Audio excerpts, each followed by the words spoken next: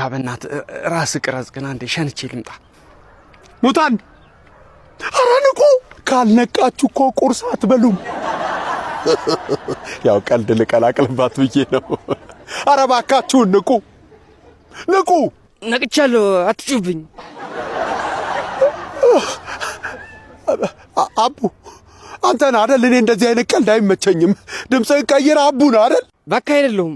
ያው እየተነሳው ነው። መጣሁ አዳ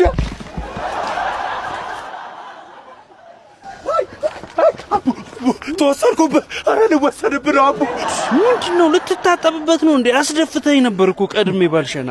አንተ እውነትም የሞተ ሰው ይነሳል እንዴ? ሙታኖች ስማችሁ ሕያው ነው። ትኩስ ነው መሰለኝ። ተናስ እለዋለሁ። ብድግ አላለም።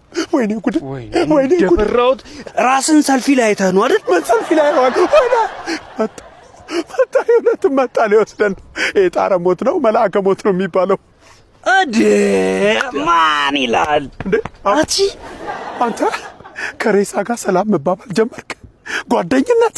ቆይ ከዚህ በፊት ሞተ ነበር እንዴ? አማን አንቺ አሁንም ድቃስ እዚህ ነው? አቡ ምን ላድርግ ብለህ ነው? የቤት ኪራይ እንደምታውቂው ነው። ባለው ከአንዱ ሬሳ ጋር ተመቻችተሻል። እኔ እኮ ጨቦቹ ከቻሉ መስሎኝ ነው። ምንሽ ነው የሚቀውጠው? ደንበኛዬ ነው። እዚህ የሆነ ዘመድ ሞቶበት አልደረሰም ነበር አምጣኝ ብሎ እኔ ደግሞ ሲቀውጠው የተነሳ ሬሳ መስሎኝ ነበር። ጭራሽ ካንተም ብሶ እኔ ሬሳ መሰልኩ። ቆይ ግን ከየት ነው የመጣው?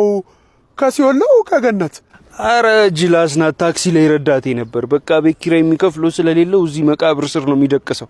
በጣም ምስኪን ልጅ ነው። በእናትህ የሆነ ለፈዋ ጨላ ካለ ብትሰጠው። ወይ በጣም የሚያሳዝን ምስኪን ነው። በእናትህ ስንት ልስጥህ? ችግር የለውም፣ ደስ ያለን ስጠኝ። ይኸው እንካ፣ ይሄን በትን ካነሰ ጨምራለሁ። እሺ እስቲ ሰርተህ ብላ። ምግብ ሳይበላ እጅ መጠራረጊያ ሰጠኸው?